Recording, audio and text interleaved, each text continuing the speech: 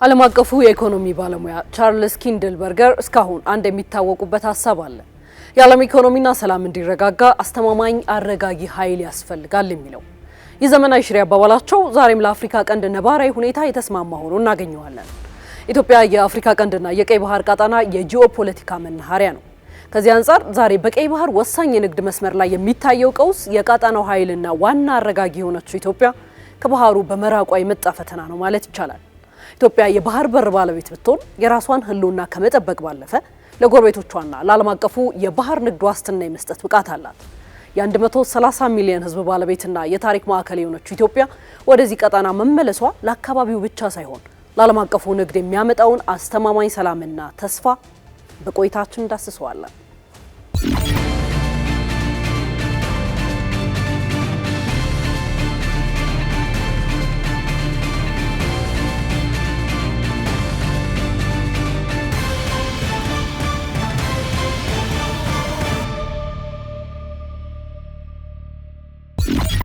የጂኦፖለቲካ ተመራማሪው ዶክተር በለጠ በላቸው የኢትዮጵያ ዳር ድንበር ያልተቋጨ የቤት ስራ በተሰኘ መጽሐፋቸው እንደሚያብራሩት ኢትዮጵያ ለዘመናት የቀጣናው ኃይል ሚዛንና የሰላም መሰረት ናት።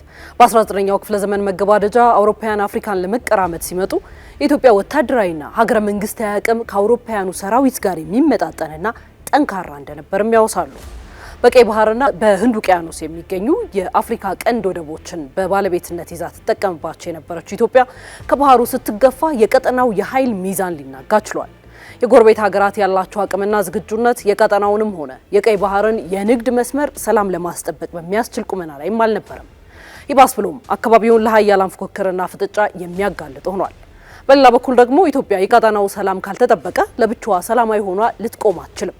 ኢትዮጵያ ስትጠነክር ጎረቤቶቿ በሰላም አብረው ይበለጽጋሉ።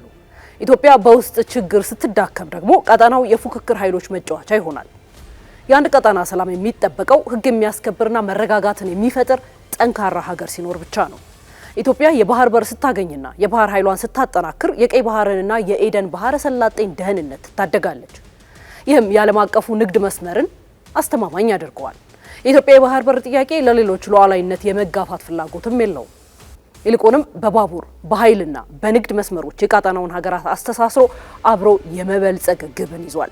ኢትዮጵያ ለጎረቤቶቿ ጠንካራ የደህንነት ከለላ በመስጠትም ሀገራቱ የተለያዩ ኃይሎች መጠቀሚያ እንዳይሆኑና ራሳቸውን እንዲያስከብሩ ማድረግም ትችላለች። ከአፍሪካ ቀንድ ህዝብ መካከል የአብዛኛው መኖሪያና መተላለፊያ ገመድ የሆነችው ኢትዮጵያ ለጎረቤቶቿ ድጋፍ ለመስጠት ምቹና ብቁ ናት። ኢትዮጵያ ወደ ቀይ ባህር በህጋዊና በፍትሃዊ መንገድ የመመለሷ ጉዳይ የህልውናዋ ጥያቄ ብቻ አይደለም። ብንመለከተው ለአፍሪካ ቀንድና ለቀይ ባህር የንግድ መስመር የሰላም ዋስትና ነው። በአሁኑ ወቅት የተጀመሩት አዎንታዊ የዲፕሎማሲ ምክክሮች በቀጣናው የጋራ ውይይትና የሰላም ባህል እያደገ መምጣቱን ነው የሚያመላክቱት። ኢትዮጵያም የቀይ ባህር ተጠቃሚነቷን ስታረጋግጥ ቀጠናው የኃይል ሚዛንን ይመለሳል። አፍሪካ ቀንድም ከስጋት ቀጠናነት ወጥቶ ወደ አዲስ የብልጽግናና የሰላም ማዕከልነት ይሸጋገራል። ተስፋችን ብሩህ፣ ጉዟችንም የጋራ ነው።